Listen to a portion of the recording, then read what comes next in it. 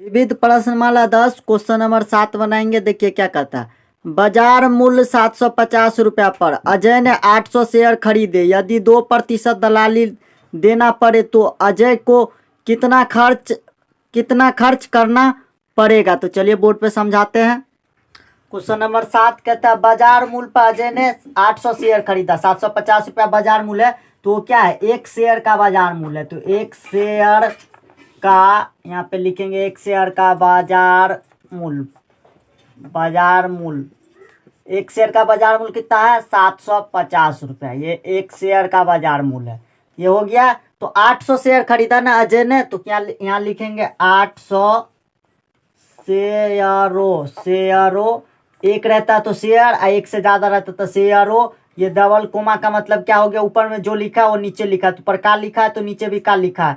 तो 800 शेयरों का बाजार मूल्य, 800 शेयरों का बाजार मूल्य कितना हो जाएगा, ये 750 गुने 800। तो यहाँ पे देंगे 800। अब देखिए गुना करेंगे तो देखिए ये 1 2 3 जीरो हटा देंगे तो क्या, इधर 8 बचा, इधर 75 बचा। तो पहले 75 और 8 का गुना कर लेते हैं। तो 8 से 5 में गुना करेंगे तो 8 5 40, हाथ में 4। फिर 8 से 7 में गुना करेंगे तो 8 7 56 और 4 इसका वाला हासिल 56 और 4 60। तो ये 60 हो गया। कितना हो गया, 600 हो गया। 1 2 3 जीरो इस पे बैठा देंगे, 3 जीरो बैठा दिए तो कितना हो गया, ये 6 लाख रुपया हो गया। ये 6 लाख रुपया हो गया। तो अब देखिए ये हो गया टोटल कितना हो गया, 6 लाख रुपया। कहते हैं आज एक शेयर का बाजार मूल्य 750 रुपया है। कितना शेयर खरीदा अजय ने, 800 शेयर खरीदा। आगे कहता है दलाली उसे 2% देना पड़ेगा। तो दलाली क्या होता है और शेयर क्या होता है। शेयर होता है बड़ा कंपनी, जो मान लीजिए आपका फोन है कोई भी कंपनी का, ये वीवो रियलमी MI ये सब कंपनी है। आपका फोन जो ये कंपनी है, आप उसमें शेयर होता है। एक शेयर का दाम कितना है, 750 रुपया बाजार मूल्य है। इसका बाजार मूल्य दाम है 750 रुपया। अजय नाम का आदमी ने 800 शेयर खरीदा, तो पूरा 6 लाख का खरीदा।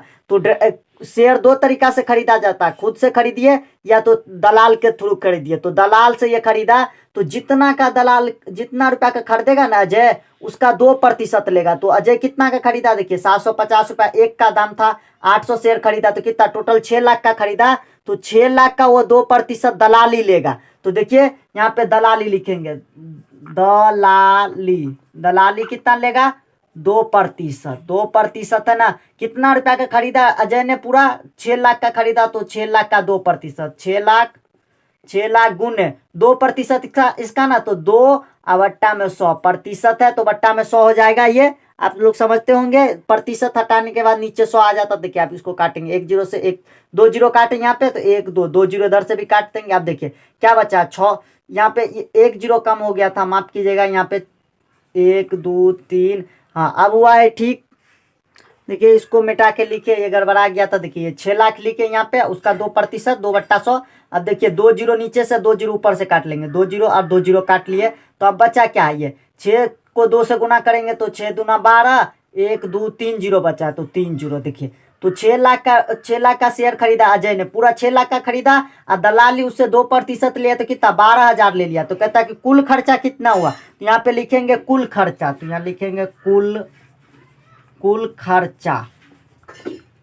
कुल खर्च लिखेंगे यहाँ पे। कुल खर्च कितना, देखिए 6 लाख का सामान खरीदा, 6 लाख का खरीदा और 2% दलाली दिया तो कितना, 12,000 दिया। तो 6 लाख का तो ये शेयर खरीदा, 6 लाख का शेयर खरीदा प्लस 12,000 दलाली दिया, तो 12,000 ये इसको जोड़ देंगे तो पूरा कितना हो जाएगा, 6,12,000। तो ये 6,12,000 रुपया इसका आंसर हो गया। 6,12,000 रुपया ये इसका आंसर हो गया। देखिए एक शेयर का बाजार मूल्य मतलब एक शेयर का इतना हो गया। 800 शेयर खरीदा तो इसको गुना कर दिए तो 6 लाख निकला। और दलाली जो लेता है तो 2% लिया तो पूरा पे 2% 12,000 निकला।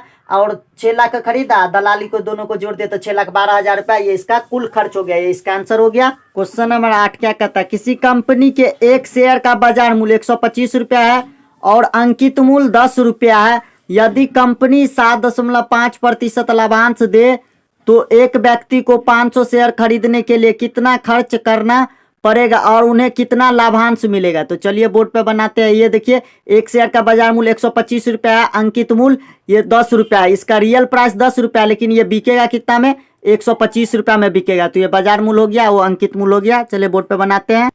ये क्वेश्चन नंबर 8 लिखे क्या, एक शेयर का बाजार मूल्य 125 रुपया है और वो कितना शेयर खरीदता है, 500 शेयर। तो हमें पहले 500 शेयर का बाजार मूल्य निकालना होगा।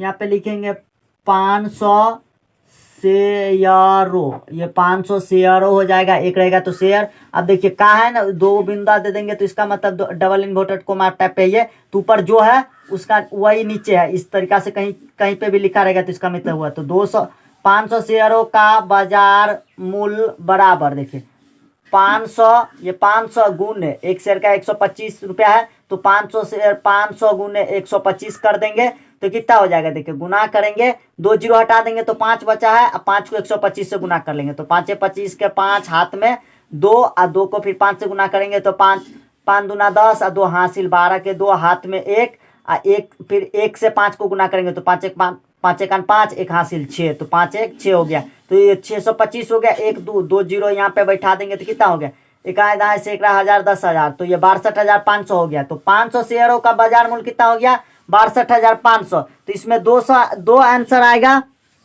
सवाल में 2 आंसर आएगा। पूछता है कितना खर्चा करना पड़ेगा, तो 500 शेयरों के लिए कितना खर्चा करना पड़ेगा, ये 62,500 रुपया खर्चा करना पड़ेगा। तो ये आंसर ये हो गया। अब पूछता लाभांश कितना होगा, तो हमें लाभांश निकालना है। तो पहले लिखेंगे एक शेयर का अंकित मूल्य, लाभांश अंकित मूल्य पे निकाला जाता है। अंकित मूल्य कितना है, 10 रुपया है ना, और बिकता बाजार में कितना है, 125 रुपया। रियल प्राइस कितना है उसका, अंकित मूल्य, कंपनी का मूल्य है इतना 10 रुपया, 125 में बिकता है। तो यहाँ पे लिखेंगे एक शेयर का